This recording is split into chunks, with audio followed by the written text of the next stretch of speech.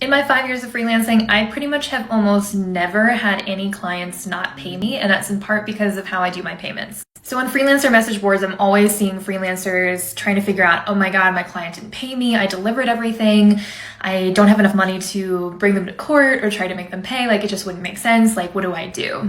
And this is, a situation you never want to be in as a freelancer. You've committed to a project, you've put it in your budget of how much you're going to make that month, and then for the client not to pay you, that can be a disaster. So here's what I do.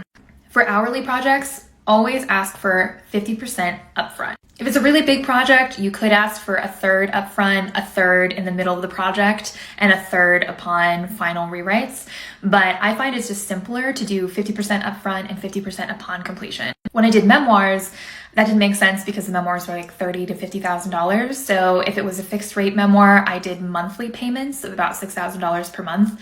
And it kind of just depends on what your project is, but you want to get at least a pretty big chunk up front so that if you're doing work for a month on a memoir or for a project and your client just dips out and ghosts you, you at least have enough to cover the initial amount of work that you put into the project and it's not a total loss.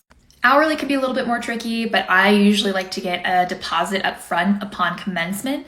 And I put this in my contract too, that deposit will be used against hourly billing. And I try to bill kind of what I assume the first 2 weeks of the project will be. I try to bill that up front as the initial deposit that is non-refundable, even if my client dips out after a week. I've also seen freelancers offer discounts if clients pay the entire amount up front so that they can be sure that they get paid and then the client gets a little bit of a percentage off. Billing can get confusing, but I got your back. Feel free to give me a follow and check out my links in my profile for more.